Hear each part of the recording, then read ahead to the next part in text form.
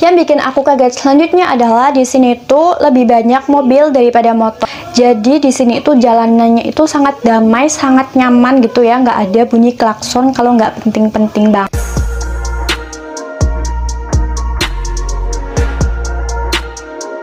Oke, assalamualaikum warahmatullahi wabarakatuh saudaraku, dimanapun anda berada, semoga saya selalu dan dipermudahkan urusannya oleh Allah subhanahu wa ta'ala, ya kan.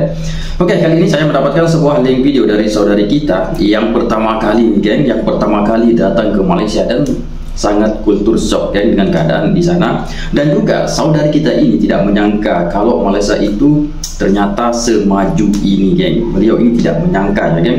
Oke, seperti apa videonya? Mari kita saksikan sama-sama ya geng. Kita reaksi sama-sama. Oke. Yang bikin aku shock pertama kali datang ke Malaysia itu adalah waktu sholat atau perbedaan jam. Jadi selisih dari Indonesia ke Malaysia itu 1 jam lebih cepat di Malaysia. Dan kalau seperti sholat subuh itu di Malaysia itu kurang lebih jam 6. Kultur shock yang kedua adalah pagar di setiap rumah atau di depan rumah. Bahkan kalau biasanya di Indonesia itu pagar ada jauh gitu ya di depan rumah ya untuk melindungi gitu ya. Tapi kalau di sini pagar itu letaknya cuma di depan pintu. Katanya sih tujuannya itu untuk keamanan gitu. Karena di tempat aku tinggal itu bukan kayak di perumahan yang kayak di kampung-kampung gitu ya. Yang bikin aku shock pertama kali aku kesini juga, aku tuh jarang banget nemui rumah atau perumahan yang kayak di kampung-kampung kita. Kalau TK itu biasanya tinggalnya itu di apartemen atau rumah yang bertingkat. Dulu aku kira itu tinggalnya itu di perumahan atau kayak di kampung-kampung gitu ya. Ternyata itu nggak sama sekali. Nah di sini itu sebenarnya dia melihat rumah TKI itu tenaga kerja Indonesia ya geng, tinggal di rumah yang seperti tadi itu, rumah bertingkat itu geng. Dia mengira kalau ya seperti TKI tinggalnya seperti di rumah kampung, tetapi yang saudari lihat ini TKI itu tinggal sebagian besar aja tinggal di sini di rumah bertingkat tadi geng. Wah itu sangat-sangat mewah geng, serius. Masya Allah. Kayak ada pagar. Kalau rumah biasa di Indonesia itu kan biasanya kuncinya ada di depan pintu. Kalau di sini tuh enggak, kuncinya itu ada di pagar yang di depan pintu itu, dan itu pun masih ada kunci buat 2 gembok. Biasanya gemboknya tuh ada 2 atas bawah. Yang bikin aku kaget selanjutnya adalah burung gagak. Jadi ini pengalaman aku banget pas pertama kali aku datang ke sini ke Malaysia. Yang aku dengar pertama kali itu adalah suara burung gagak. Sedangkan di Indonesia burung gagak itu identiknya dengan mistis-mistis gitu ya. Misal kalau ada burung gagak berbunyi di gendeng atau di pohon gitu, itu tuh identiknya dengan orang yang mau meninggal. Sedangkan benar sekali dengan apa yang saya alami dengan saudari ini. Dulu juga saya pernah mendengar ya geng, kalau ada burung gagak. Saya pernah bereaksi geng di bawah video saya di bawah, mungkin teman-teman sudah menonton. Dulu saya sering dengar dari orang tua ya geng, ketika burung gagak itu terbang atau berbunyi di atap rumah kita, itu petanda ada orang meninggal geng. Itu dulu memang saya percaya dulu geng, seperti yang dialami oleh saudari kita ini. Tetapi sekarang ya alhamdulillah saya tidak percaya dengan hal seperti itu ya geng. Itu adalah mitos. Tetapi banyak juga yang masih percaya hingga saat ini, mungkin di luar sana ya geng, di Indonesia. Tetapi kalau ya di tempat saya ini mungkin orang sudah tidak percaya lagi dengan hal seperti ini ya geng. Dulu saya pernah bereaksi geng, mungkin teman-teman pernah melihat video saya di bawah. Di sini burung gagak itu biasa berbunyi, dan itu adalah seperti burung-burung biasa pada umumnya. Yang bikin aku kaget selanjutnya adalah di sini tuh lebih banyak mobil daripada motor. Jadi mobil di sini itu disebutnya dengan kereta ya teman-teman. Dulu aku tuh sempet bingung, sempet kaget karena banyak banget yang pada ngomong kereta-kereta, padahal itu tuh lagi ngomong mobil-mobil. Aku tuh langsung ngebayanginnya kereta itu yang di apa sih, di rel kereta api, yang sepur ya, yang itulah pokoknya yang di rel kereta api. Aku pikir itu kereta itu yang itu. Soalnya di Indonesia kereta itu ya kereta api, apa itu namanya, kereta lah. Sedangkan kalau di sini itu kereta itu adalah mobil. Yes. Nah, biasanya di sini itu setiap rumah punya kurang lebih 2 atau 3 mobil, itu selalu ada. Jadi di sini tuh kebanyakan pada punya mobil daripada punya motor. Culture shock yang selanjutnya adalah klakson mobil atau motor. Jadi di sini itu jarang banget orang klakson mobil atau motor kalau nggak darurat atau urgent banget. Biasanya orang-orang itu nggak akan klakson mobil. Beda banget sama di Indonesia. Kalau pas lampu merah lagi berhenti gitu ya, kalau pas lampu hijau udah nyala itu pasti dikit-dikit itu langsung pada klakson. Kalau misal nggak sabar gitu ya langsung pim gitu. Nah, beda banget sama di sini, mereka itu jarang banget nyalain klakson kalau nggak penting-penting banget. Jadi di sini itu jalanannya itu sangat damai, sangat nyaman gitu ya, nggak ada bunyi klakson kalau nggak penting-penting banget. Dulu ada orang Indonesia yang berada di Malaysia, kalau tidak salah itu di Penang ya geng, kalau tidak salah di Penang, itu membuat eksperimen geng tentang bunyi klakson ini atau horn itu. Dulu saya pernah bereaksi geng, itu dalam sepanjang video yang dibuat oleh brother kita itu cuman satu saja yang kedengaran yang membunyikan horn itu juga itu di dalam bis ya geng, bus atau bus. Itu bus yang membunyikan klakson. Banyak sekali mobil atau motor yang lewat tidak ada yang membunyikan klakson, maupun yang seperti ramai walaupun macet tidak ada yang membunyikan geng. Itu terkecuali kita dengar hanya satu klakson saja dari bus itu geng atau bus. Itu dulu pernah ada saudara kita yang dari Indonesia yang buat eksperimen di sana. Memang tidak ada geng, cuma satu saja yang kita dengar itu. Insyaallah. Culture shock yang selanjutnya adalah nggak ada tukang parkir. Walaupun kita parkir di pinggir ruko atau minimarket, mau kita parkir sejam 2 jam itu nggak bakalan ada tukang parkir yang ngambilin kita ya. Karena di sini itu jarang banget kita temui tukang parkir. Culture shock yang selanjutnya adalah minuman diikat tepi. Jadi kalau misalkan kita beli minuman di sini itu kan kalau dibawa pulang itu dikasih plastik ya. Jadi plastiknya itu dikasih ikat di tepi.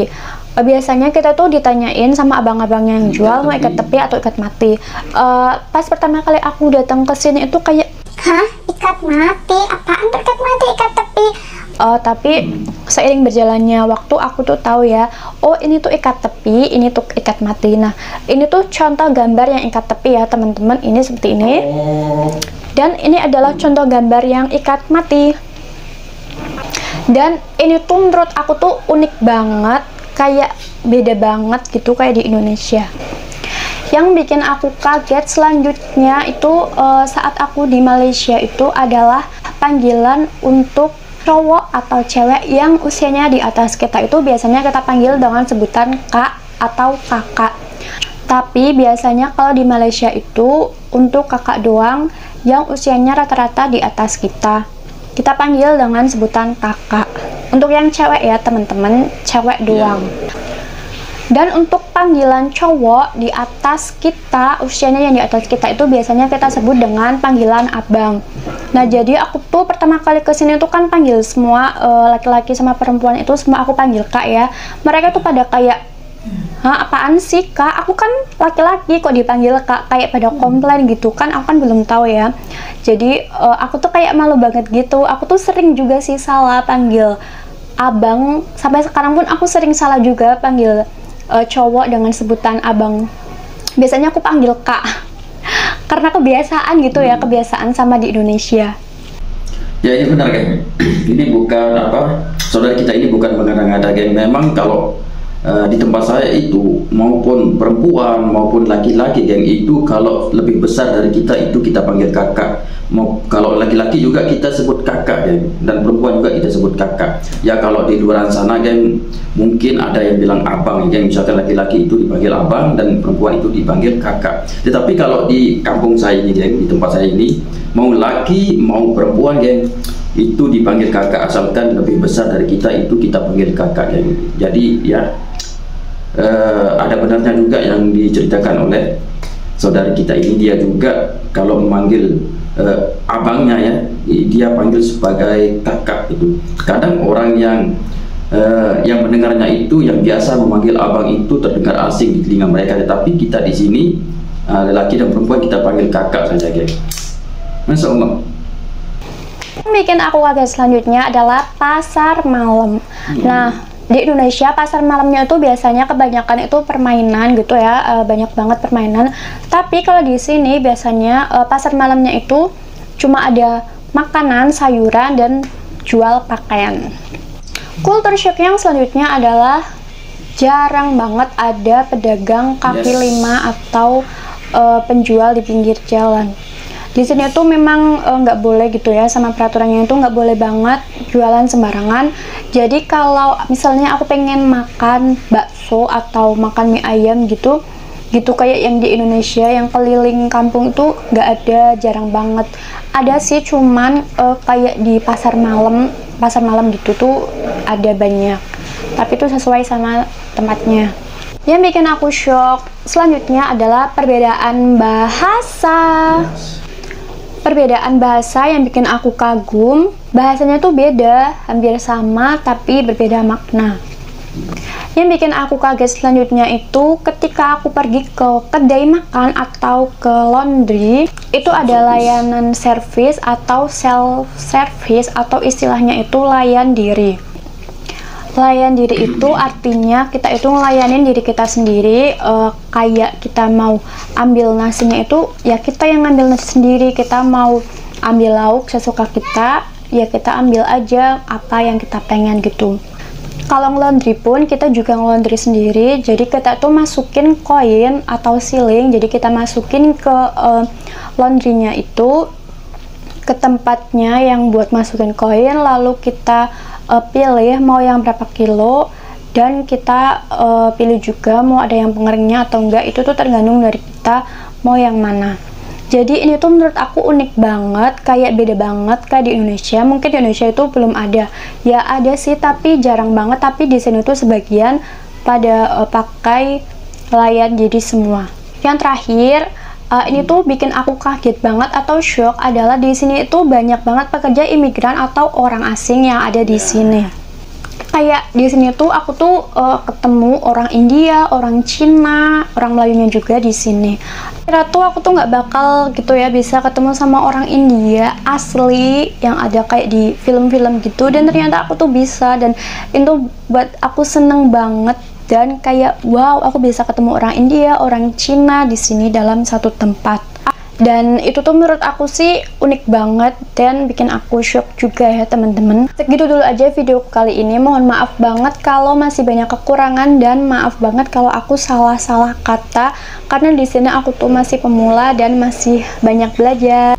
Oke, itulah videonya geng dari saudara kita yang pertama kali datang ke Malaysia, dan banyak sekali kultur shock yang dialami oleh saudari kita ini geng, termasuk tadi yang saya dengar dan dulu saya pernah bereaksi geng tentang burung gagak, mitos yang dipercaya oleh orang-orang tua dulu geng, dan hingga saat ini masih banyak juga yang percaya tentang hal seperti itu ketika burung gagak itu berterbangan atau berbunyi di atap rumah kita maupun di sekitar kita, itu ada petanda orang yang akan meninggal geng. Begitu juga yang dialami oleh saudari kita ini tadi, beliau juga menceritakan tentang hal itu. Jadi saya dengan beliau itu sama dulu mendengar cerita ini, sama kepercayaan saya dulu, tetapi sekarang alhamdulillah saya sudah tidak percaya dengan hal semacam itu lagi, dan beliau juga sudah tidak percaya lagi karena pernah pergi ke Malaysia.